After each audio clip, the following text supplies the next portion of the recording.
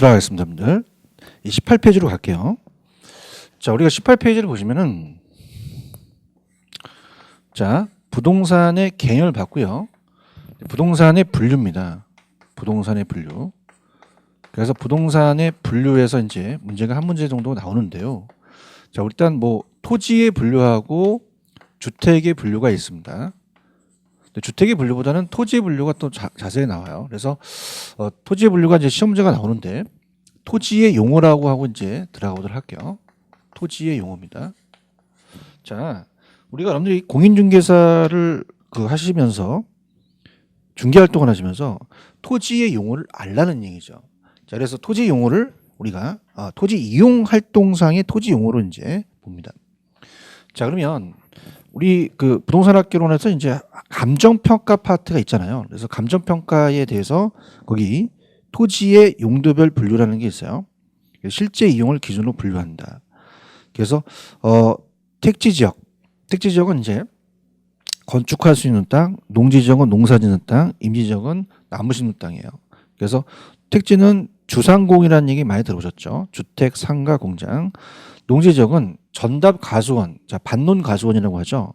그다음에 임지지역은 신탈림은 땔감 때는, 그죠? 땔감 때는 이 살림을 얘기를 하고, 그다음에 어떻습니까? 용재림 지역은 염리 앉아 계시는 채권상 만드는 목재 생장하는 살림이라고 볼 수 있습니다. 자, 그래서 자 우리가 이 자체적으로 뭐가 중요하냐면 우리가 첫 번째 1번의 후보지와 이행지를 가기 위해서 그 내용을 갖고 확인해 볼게요. 후보지와 이행지입니다. 자, 후보지와 이행지는 자 일단은 아까 감정평가상의 토지의 용도별의 분류가 자 우리가 임지가 있고요. 자, 택지, 농지, 임지가 있습니다. 자, 그럼 그 안에 세부적으로 좀 전에 주거용, 상업용, 공업용. 자, 농지지역은 전답, 과수원. 자, 임지지역은 용재림 지역과 그다음에 신탈림 지역이 있다 그랬죠.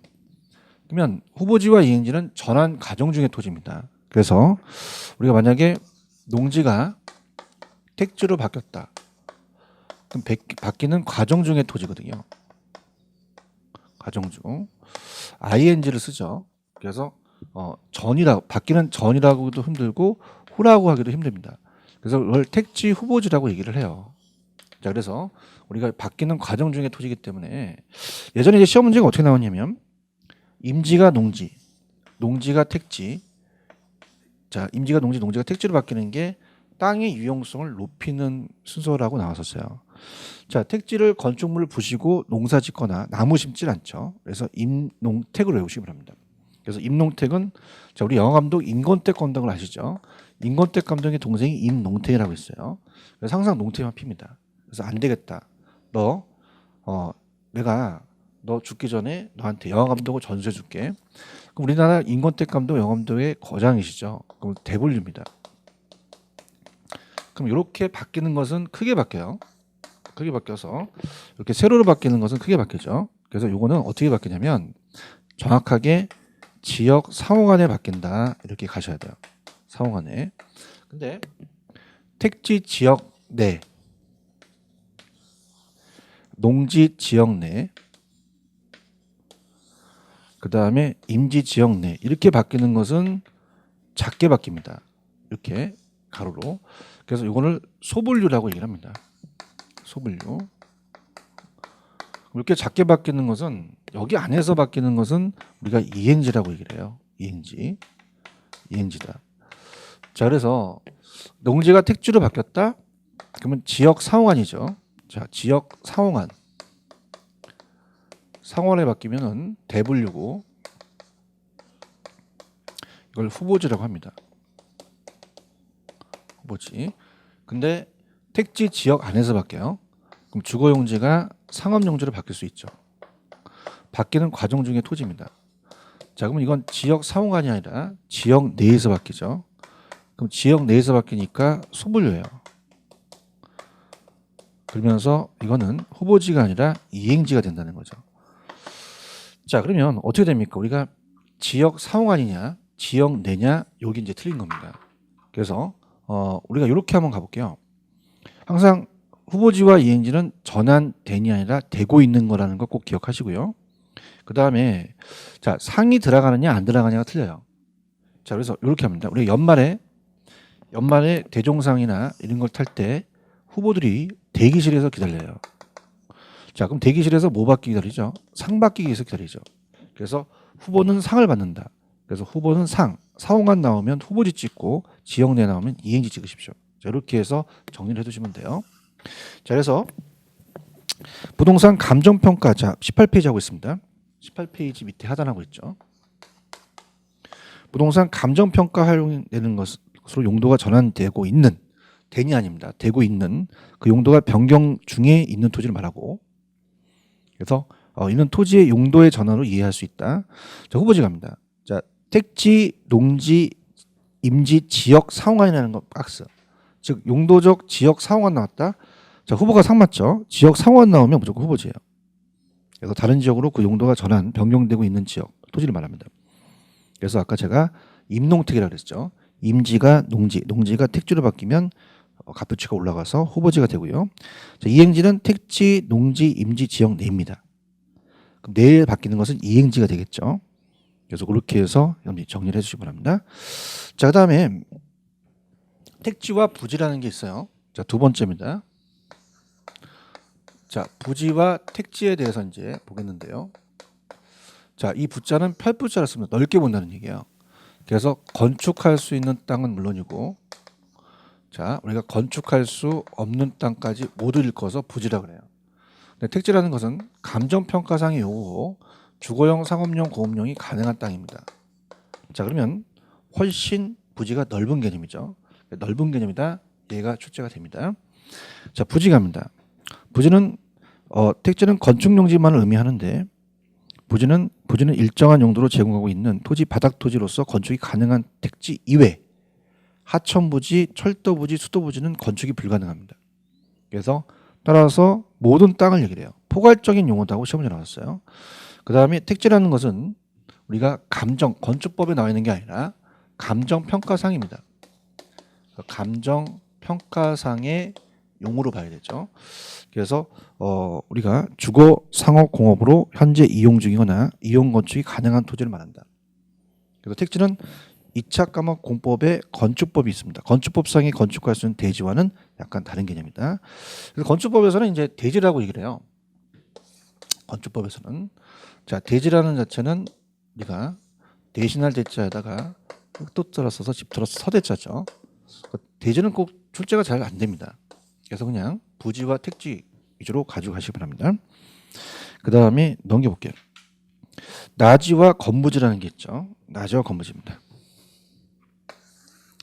그럼 나지와 건부지를 이제 비교하는데 나지는 이 나자가 벌거벗을 나자예요. 아무것도 안 거쳤다는 거죠. 그래서 어떻습니까? 토지 위에 정착물이 없습니다. 자, 건부지는 토지에 정착물이 있죠. 건물이 서 있는 거죠. 그래서 이 두 가지를 봤을 때 자, 평가사 입장에서는 나지 평가액을 높게 평가합니다. 자, 그래서 요게 이제 시험 문제인데 그러면 건부지 평가액을 낮게 평가한다는 자체를 여러분들 이해하셔야 되는데요. 자, 어떻습니까? 만약에 여기가 주택인데 전철역이 3번 출구가 뚫렸어요. 그럼 주택을 상가와 이렇게 고치는데 시간과 비용이 많이 들어갑니다. 그럼 없는 게 낫다는 얘기죠. 그러면 원칙 감정평가에서 원칙은 자 평가의 원칙은 건부 간가라 그래요. 건부지가 낮게 평가되는 게 건부 간가라는 게 우리가 시험 문제 25회 때 출제가 됐습니다. 자 그러면 예외가 건부지가 높게 평가될 수도 있습니다. 자 그럼 예외가 있다. 그럼 예외는 자, 건부진가가 될 수 있다는 건데요. 자 예를 들어서 자 개발 제한 구역을 들어보셨죠? 그럼 개발 제한 구역 그린벨트 구역 내 토지는요 토지 위에 건물을 지을 수 없어요. 근데 헌건물이나 신축은 가능하죠. 우리가 헌건물이나 중축은 가능하죠. 그래서 건물이 있는 게 낫습니다. 그래서 우리가 만약에 보상평가를 해준다. 그럼 보상평가를 해준다는 걸 발표하자마자 막 건물 짓기 전에 어떻습니까? 나무나 창고 만드는 게 더 있는 게 높게 평가되기 때문에 더 보상을 많이 받으려고 해요. 그럼 건부지가 높게 평가되는 것은 건부 증가가 된다, 증가다 또는 감가다 이렇게 해서 이게 이제 시험 문제 나올 가능성이 커요. 그래서 우리나라의 낮이라는 것은 제도상, 법상 보상 평가할 때 사용하죠. 그래서 낮이를 상정합니다. 건부지라도 낮이를 가지고 상정하자. 그래서 낮이 상정 평가가 원칙이에요. 그래서 우리나라 낮이는 법상의 낮이가 참 중요합니다. 자, 그래서 예를 들어서 이렇게 생각하시면 돼요. 낮이는 천여총각을 얘기를 해요. 아무것도 우리가 선택되지 않았죠. 근데 건부지는 유부남, 유부녀는 선택이 돼 있죠.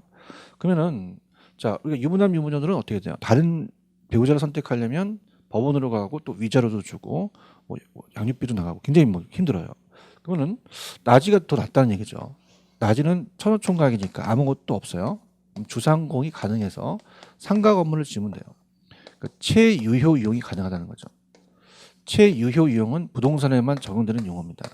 그러니까 용도가 다양하기 때문에 우리가 채용을 할 수가 있다는 얘기죠. 낮이를 높게 평가한다. 이렇게 갑니다. 자, 그러면 낮이라는 거 할게요. 낮이는 우리가 택지에 지상의 건축물이 없는 토지로서 우리가 택지는 주상공을 얘기를 하죠. 그러면 농지는 낮이에 해당하지는 않습니다. 그래서 제가 낮이는 법상 제도상이라고 그랬죠. 그 토지 보상 평가 지침에서 낮이란 함은 토지의 건물 기타 정착물이 없습니다. 없고 동그라미.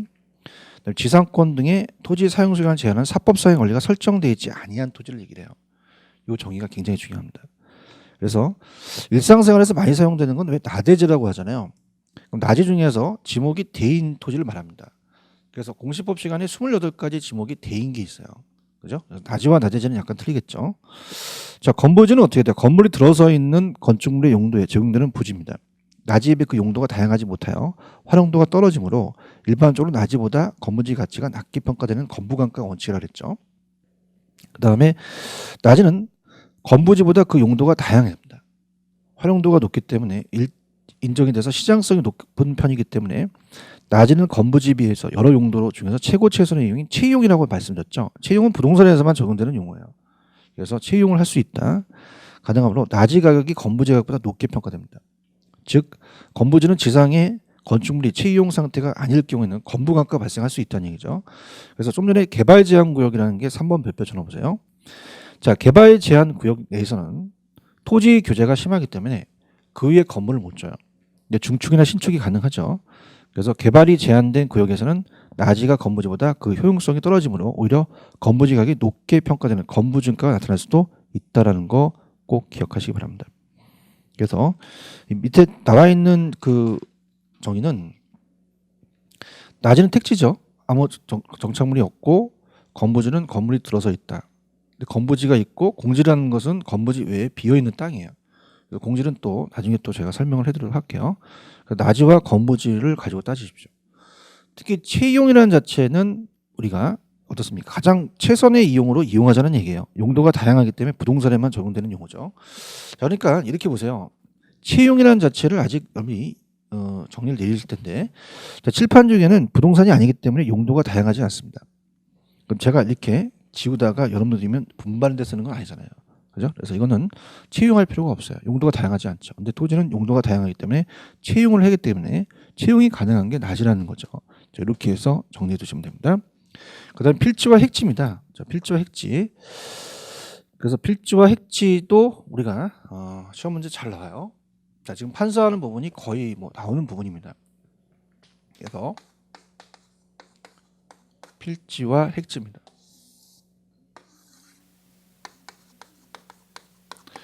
자, 그래서 필지는요.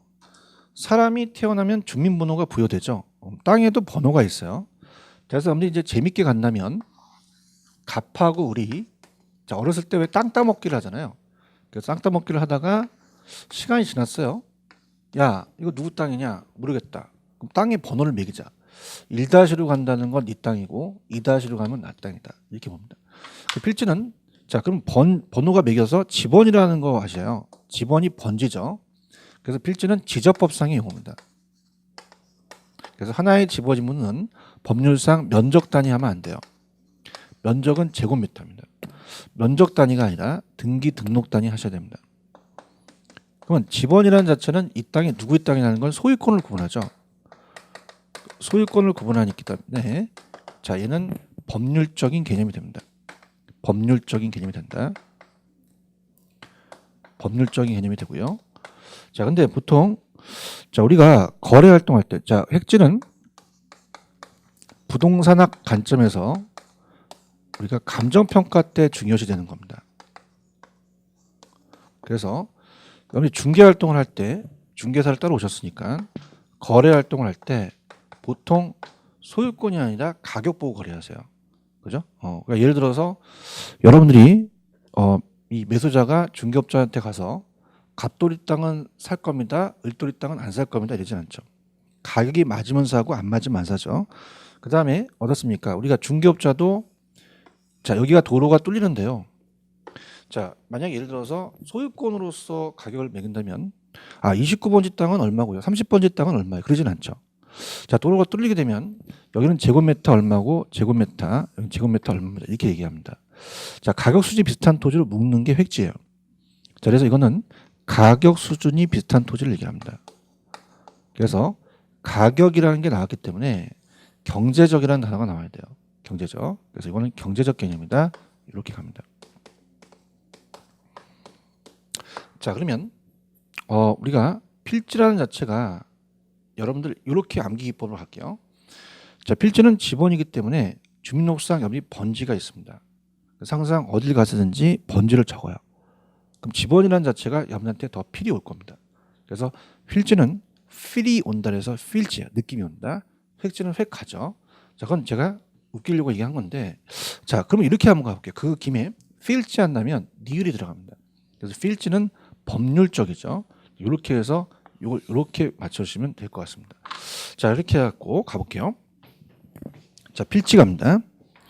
자 우리가 지적법이라고 그랬죠. 그래서 공간 정보의 구축 및 관리 등에 관한 법률입니다. 지적법이 이거로서 토지 소유권을 구분합니다.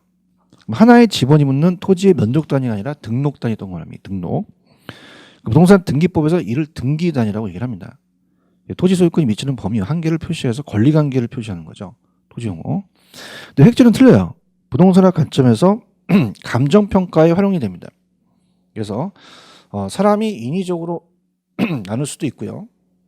한 필지를 나눌 수 있고 그 다음에 자연적이라는 것은 한강을 떠나서 한강이 있으면 강북과 강남이 땅값이 다르잖아요. 그렇게 해서 나눌 수 있고 행정적으로 용도지역지구가 다를 수도 있습니다. 그래서 다른 토지와 구별되는 가격이라는 게 중요하죠. 가격 수준이 비슷한 토지죠. 자 그럼 필지는 법률적 개념이고 획지는 경제적 개념이에요. 그래서 1필지가 1획지로 구성되는 경우도 있고 밑에 보시면 1필지가 여러 개의 획지로 구성되는 경우도 있습니다. 여러 개의 필지가 하나의 획지로 구성될 수도 있는데요. 자 밑에 보시면은 자 7, 8, 9 다 번지가 틀리지만은 모두 상업용이면은 여러 필지가 1획지로 그냥 구성되는 경우예요. 한 건물로요. 근데 이제 어떻습니까? 10번지라는 하나의 필지가 있으면 자 이거를 도로 전면이 상가고 후면이 주택입니다. 그래서 나중에 이걸 구분평가한다고 배우세요. 그래서 한 필지가 여러 개의 획지로 되는 경우는 될 수도 있고요. 그래서 오른쪽 또 용어 정리가 필지는 법률적이고 획지는 경제적이다. 토지의 면적 단위는 필지나 획지가 아닌 것이다. 그래서 토지의 면적 단위는 필지나 획지가 아닌 제곱미터죠. 면적 단위라고 볼 수 없어요. 자, 그러면 이렇게 해서 우리가 정리를 내립니다. 그럼 이제 만약에 여러분들이 27회 때 나온다. 물론 뭐 여기 빠진 게 뭐 법지와 빈지라든지 이런 게 빠지긴 했습니다. 자, 그러면 자 여기 나와 있는 것만 가지고 우리가 한번 다시 정리하죠. 자, 후보지와 이행지는 바뀐 전환되니 아니라 가정 중인, 전환되고 있는이 중요하고요. 자, 물론 이 두 가지를 비교해서 될 겁니다. 자, 그렇다면 택농이 아니라 임농택이라고 외우십시오. 자, 임농택은 임지가 농지, 농지가 택지로 바뀌면 가치가 높아집니다. 자, 인건택의 감독이 농색이 임농택이죠. 농택 한 표요. 야, 내가 너 죽기 전에 영암도 전수해줄게. 영암도의 거장이십니다. 대분류죠. 이렇게 바뀌면 지역 상환이고 이렇게 바뀌면 지역 내입니다. 자, 그러면 지역 상호간과 지역 내를 바꿔낸다. 그러면 대기실에서 후보들이 상을 받습니다. 지역 상호간 나오면 후보지 찍고 내는 이행지다. 잡으시고요. 나지와 건부지 가기 전에 부지와 택지를 보겠습니다. 자, 부지는 펼붙자야. 넓게 본다는 거죠. 건축할 수 있는 건축 용지라든지 하천부지, 철도용부지는 건축이 불가능합니다.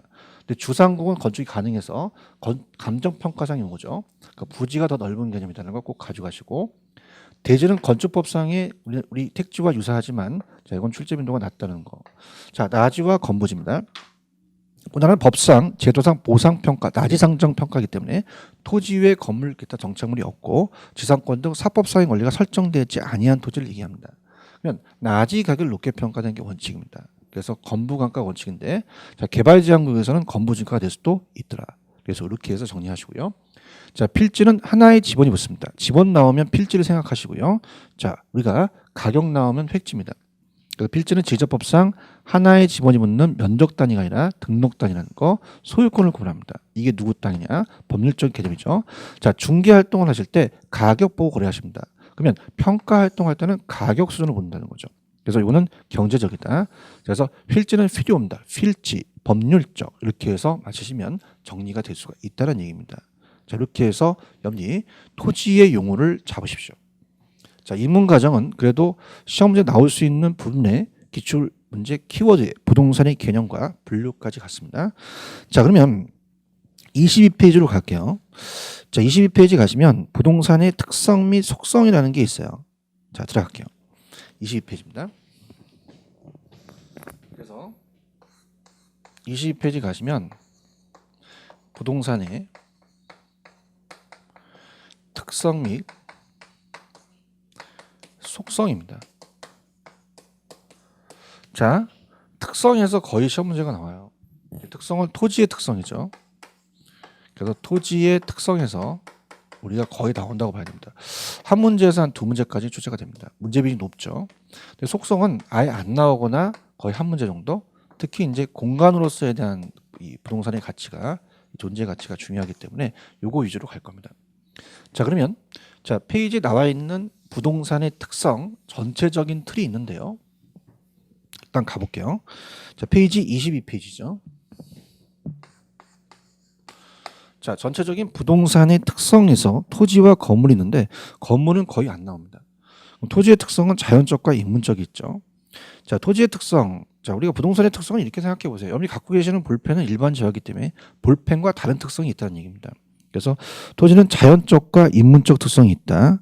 그래서 자연적은 1번서부터 5번까지, 그다음 인문적은 1번서부터, 구토성이라는 건 아직 보지 마세요.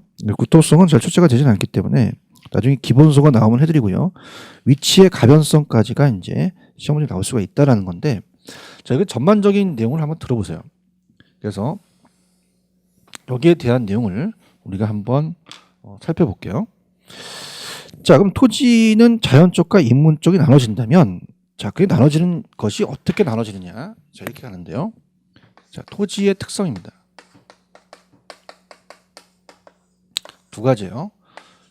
자연적 특성하고 인문적 특성이 있습니다. 자, 그래서 자연적 특성은 토지가 원래 갖고 있는 특성이에요. 자체. 그 다음에 인문적은 토지의 특성에 인간의 힘이 가미됩니다. 좀 광범위하죠. 자, 토지의 특성 중에서 안일풀, 부동성이라는 게 있습니다. 자, 부동성은 이동하지 못한다는 건 토지 자체의 특성이죠. 근데 인문적 특성에 위치의 가변성이라는 게 있어요. 그 위치의 가변성은 변할 수가 있다는 얘기죠. 그러니까 자연적 특성은 안 된다는 게 많고 인문적 특성은 변할 수가 있다는 게 많은데, 자, 이렇게 봅니다. 요 두 가지가 한번 시험 문제 나왔었는데, 만약에 29번지가 아파트가 있고요. 30번지가 공원이 들어섰습니다. 아파트 가치가 올라가죠. 자, 그러면 이렇게 된 토지의 특성 두 가지를 대라, 이렇게 얘기했거든요. 그럼 토지가 아파트 자체가 물리적으로 움직이지 않는다는 자체는 자연적 특성입니다. 근데 공원이 들어서서 이렇게 바뀌었다는 위치의 가변성은 자연적 환경이 바뀐 게 아니라 인문적 환경이 바뀐 거죠. 위치가 변할 수 있다는 거예요. 그래서 이거는 인간이 또 얘기를 한 거죠. 그래서 사회적, 인문적 환경이 사회적, 경제적, 행정적 위치가 바뀝니다. 그래서 우리가 이걸 세 가지가 사경행이라고 해요. 그래서 이렇게 바뀐다는 거는 인문적 환경이 바뀐다, 바뀔 수 있더라. 자, 부증성이라는 게 있습니다. 부증성이라는 것은 토지는 증가시킬 수가 없다는 얘기거든요. 그럼 지구의 땅은 못 눌리지만 그 지구 땅 안에 용도가 전환될 수 있다는 거예요. 그럼 용도의 다양성이라는 게 있습니다. 그냥 마늘 땅에 해놓을게요. 그러면 요거는 어떻게 돼요? 용도의 다양성은 인문적 특성으로 가능하다는 얘기죠. 농지가 택지로 용도가 다양하기 때문에 인간이 얘기했고요. 토지는 병합한다, 분할한다, 합필한다, 분필한다는 얘기 많이 들어보셨죠?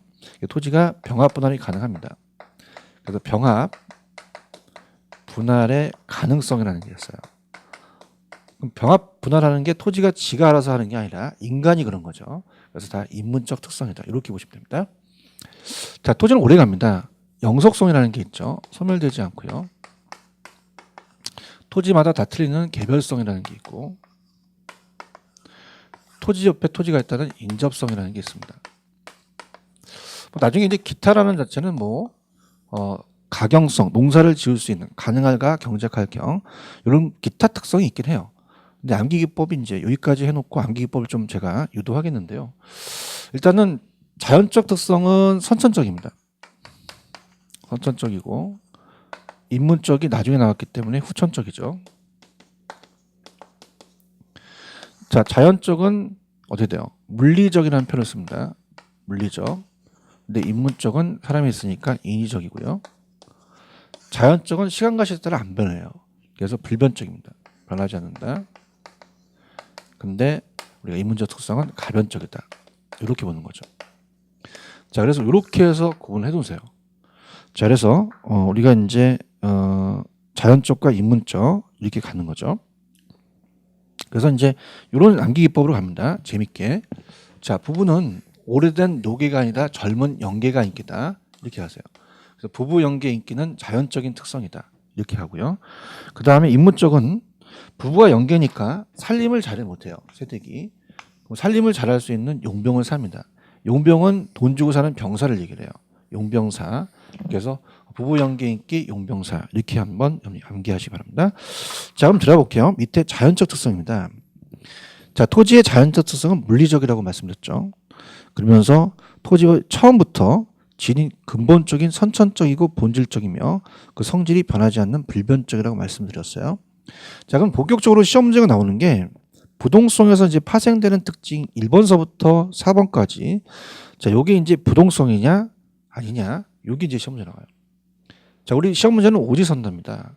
그래서 찾아내셔야 되는데 이걸 꼭 암기한다는 것보다 여기서는 이해를 하셔야 됩니다. 그래서 이해를 가지고 이제 우리 따져볼 부분인데요. 들어볼게요. 그러면 이제 자연적 특성부터 천천히 한번 들어가 보도록 하죠. 자연적 특성입니다. 토지의 자연적 특성. 그래서 첫 번째가 부동성이라는 게 있어요. 토지는 움직이지 않는다. 아닐 뿐. 그래서 부동산이라는 자체가 가장 중요한 게 부동산은 움직이지 않기 때문에 부동성이 가장 중요한 특성이라고 볼 수 있습니다. 자, 그러면 우리가 고정되어 있다. 그래서 지리적 위치의 고정성이라고 얘기를 합니다. 지리적 위치가 고정되어 있다. 자, 그러면 자, 책에 나와 있는 순서대로 이제 가겠습니다. 가볼게요.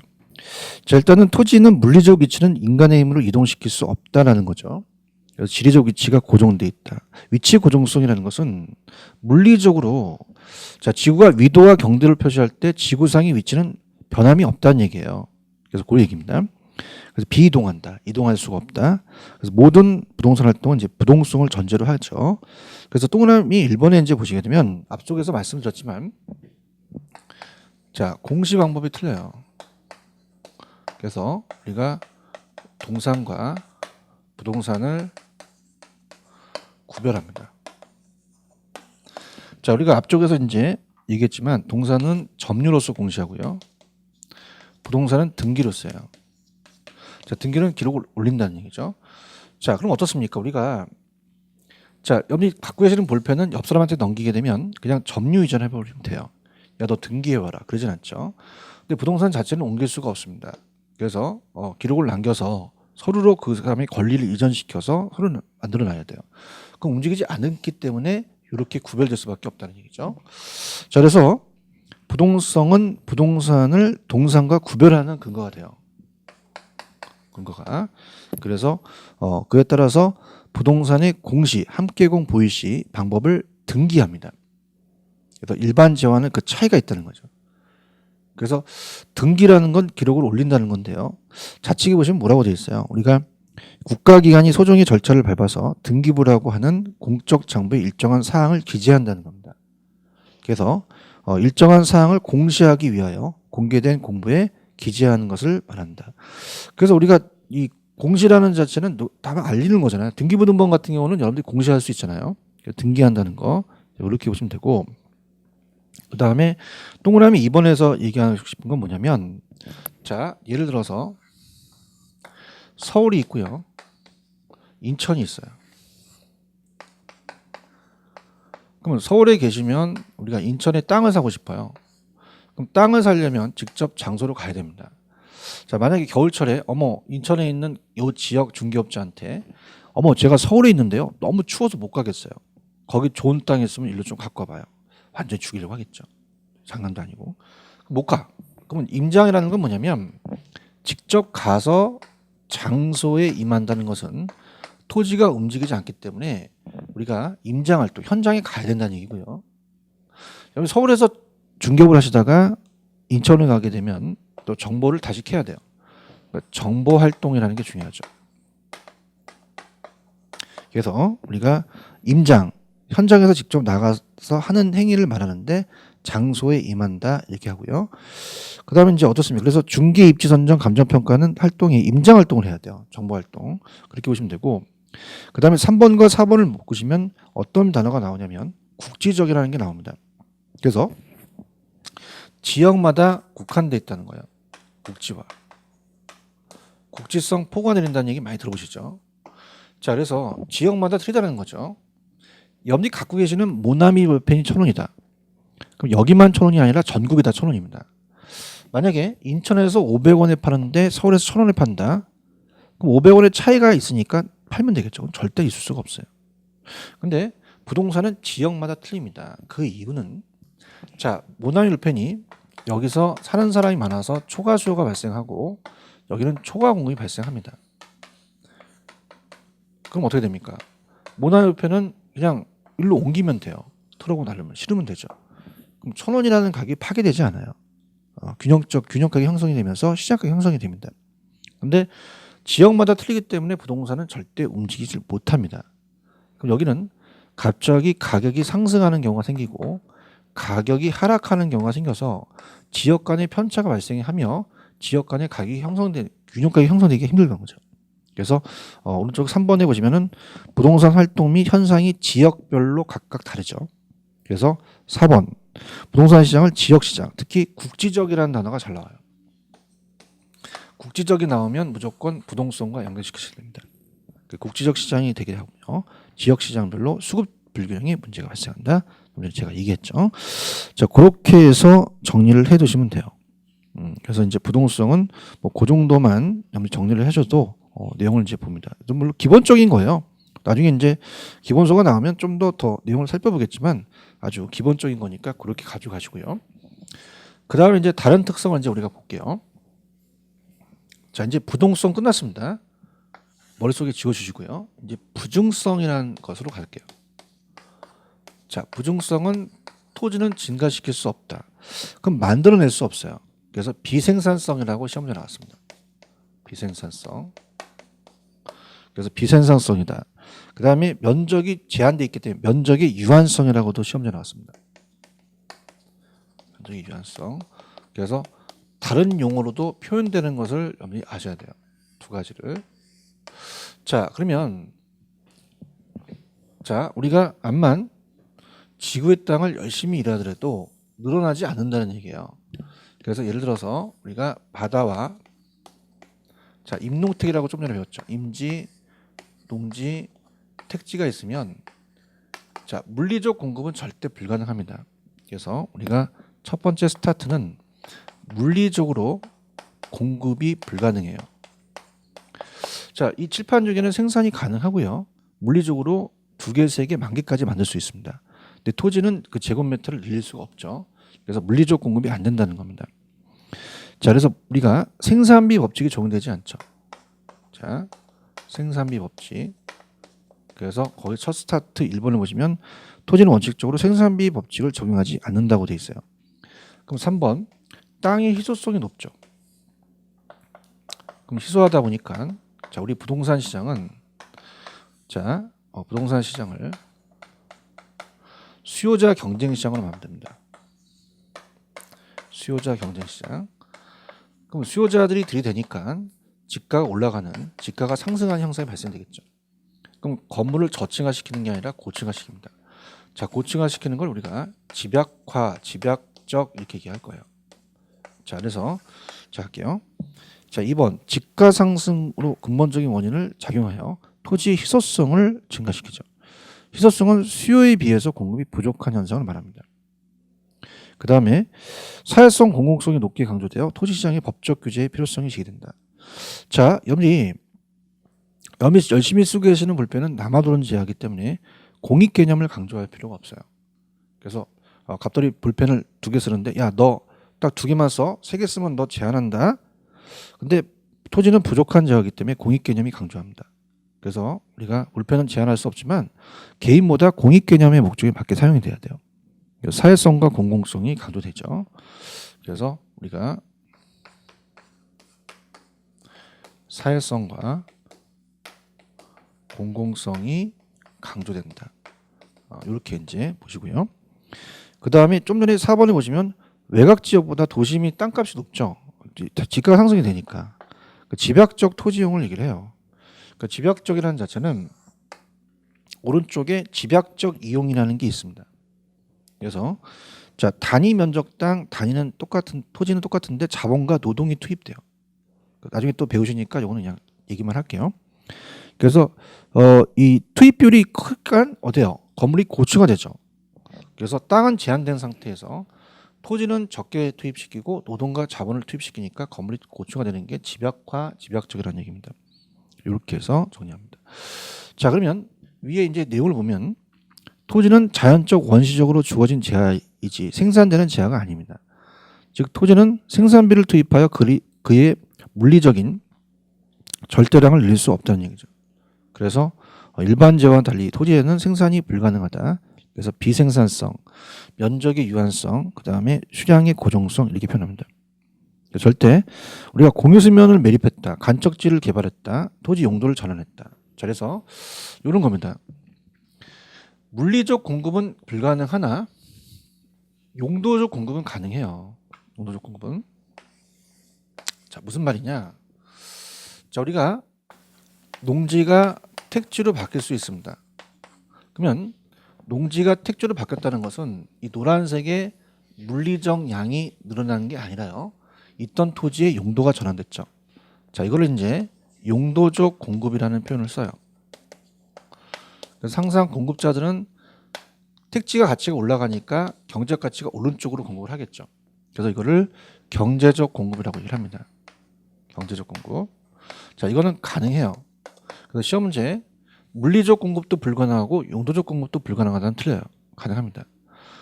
근데 이거는 만약에 공유수면을 매립했다라는 것은 자, 생각해 보세요. 자, 지금 이걸 이렇게 한번 그림을 그려볼게요. 지구에 땅이 있습니다. 그러면 공유수면을 매립했다. 저기가 바다다. 그럼 여기 땅을 여기 매립한 거거든요. 그럼 절대적으로 늘어나진 않았다는 거죠. 그럼 공유수면을 매립해서 토지를 만들었다는 것은 부중성의 예외라고 볼 수 없습니다.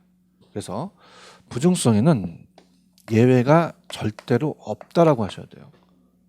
그래서 만약에 토지가 부중성 예외가 있다면 생산할 수 있고 만들어낼 수 있다는 거잖아요.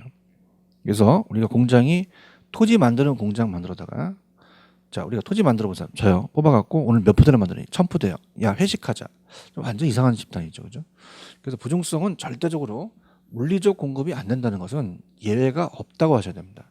그래서 우리가 좀 전에 공유수면 매립이나 간척지의 개발은 토지용의 용도 전환 측면 경제적 공급에서 파악되는 것이지 결코 물리적 공급의 증가를 의미하는 것은 아니라는 얘기예요. 그래서 이러한 것이 부중성의 예외라고 할 수가 없다는 얘기죠. 자, 그렇게 해서 정리를 해보세요. 그래서 우리가 그런 식으로 정의한다면 부종성이라는 자체를 꼭 체크를 하시기 바랍니다. 자, 그 다음에 영속성이라는 게 있어요. 영속성. 자, 영속성은 토지가 소멸되지 않는다는 얘기죠. 자, 지금 우리가 여러분들이 자연적 특성을 하고 있어요. 자, 그러면 자, 일단 요거 한번 볼까요? 우리가 지금 부중성에서 용도적 경제적 공급 가능하다는 자체가 다음 시간에 이어서 갈 텐데 우리가 잠깐 요거 예습을 해볼게요. 24페이지를 한번 가보세요. 자, 24페이지 가시면 제2절 인문적 특성이라는 게 있습니다. 그래서 인문적 특성에 용도의 다양성이라는 게 있어요. 거기 보시면 2번 후보지와 이행지처럼 토지 전환과 이행을 통해서 경제적 용도적 공급을 가능하게 한다. 자, 우리가 임지가 농지, 농지가 택지. 자, 우리가 택지 지역에서 주거 상업이 바뀌는 게 이행지 후보지였죠. 자, 이거는 용도가 다양하기 때문에 그래요. 용도가 다양하기 때문에 용도적 공급은 가능하다는 것을 미리 눈도장을 딱 찍어 놓으세요. 그래야지만 다음 시간에 여러분들이 요거에 대한 내용을 전반적으로 이해하실 수 있습니다. 그래서 그렇게 꼭 체크를 해 두시고요. 저도 체크를 해 놓을게요. 그럼 이제 이따가 여러분들이 같이 요거 앞쪽에서 얘기했죠? 라고 하면은 몰라요 그러지 마시고 아까 얘기하셨어요? 이렇게 얘기해야 돼요. 용도의 다양성입니다. 자, 그 다음에 이제 영속성으로 이제 들어가 볼게요. 영속성. 자, 토지는 소멸되지 않고요. 소모되지 않고 마멸되지 않습니다. 토지는 오래 간다는 거예요. 영속하다는 얘기죠. 그 영속성을 가지고 우리가 이제 그 영속성이 파생되는 특징들을 우리가 한번 살펴볼 텐데요. 자, 우리가 이제 부동성, 부중성, 그 다음에 이제 영속성까지 갑니다. 그러니까 영속성이라는 자체. 그래서 이제 여러분들이 부중성까지는 증가시킬 수 없다라는 자체는 머릿속에 두셔서 이제 정리를 해 놓으시고요. 자, 이제는 바꿔요. 파트를. 영속성입니다. 자, 우리가 지금 자연적 특성하고 있어요. 자, 우리 토지의 자연적이나 물리적이나 똑같은 얘기죠. 그 토지가 50제곱미터가 어떻습니까? 우리가 자체적으로 10년이 쓴다고 해서 이만큼 없어지지는 않는 거죠. 그래서 토지의 절대량 물리정량이 소멸되지 않는다는 겁니다. 비가 많이 와서 농지가 유실됐다, 표면이 쓸려갔다고 해서 그 자체가 토지는 없어지지 않는 거죠. 그것을 뭐라고 하냐면 물리적 강가라고 그래요. 그래서 일단은 소모되지 않는다. 비소모성. 그 다음에 비소멸성이라는 말도 쓰고요. 그 다음에 첫 번째 스타트가 물리적 감가상각 적용이 안 됩니다. 물리적 감가상각에 적용이 안 된다. 물리적으로 감가가 안 된다는 얘기죠. 자, 그래서 토지는 사용이 있어서 소모되거나 마멸되지 않기 때문에 제가 비소모성, 비소멸성 얘기했고요. 우리가 토지는 영원히 존속한다는 거예요. 그래서 영속하다는 겁니다. 그래서 비소멸성, 비소모성, 불변성이라는 건 변하지 않는다는 얘기죠. 그래서 즉 토지에는 물리적인 감가가 발생하지 않는다고 말씀드렸어요. 그래서 오른쪽에 물리적 감가라는 건 뭐냐면 시간이 경과에 따라서 마모, 훼손, 재해 등으로 발생합니다. 파손, 마멸되는 거죠. 이렇게 우리가 외형적인 가치 손실을 말해요. 그래서 이제 건물로 본다면 건물이 금이 가는 게 물리적 감가가 된다는 얘기죠. 토지는 물리적 감가가 안 되겠죠. 다만 주변 환경과 어울리지 못할 경우는 토지의 경제적 감가가 발생할 수 있다는 것은 자, 경제적 감가는 가능하다는 겁니다. 자, 무슨 말이냐? 토지가 유실되면 물리적 감가상각은 적용되진 않지만 외부 상황에서 가치가 떨어질 수는 있다는 얘기죠. 그 다음에 물리적 양이 소멸되지 않기 때문에 남을 빌려줄 수가 있다는 얘기예요. 자, 빵은요 소멸성이 강하기 때문에 남을 못 빌려줘요. 여러분들이 학원에서 이제 딱 왔는데 아침에 공부하려고 파리바게트에서 5,000원짜리 빵을 사왔는데 옆에 자꾸 빌려달라는 거야. 화장실 가려고 하는데 빌려줬어. 너 얼마 줄래? 1,000원. 알았어. 갔다 오니까 어딨니? 나 뱉잖아. 얘 다 쳐드셨어.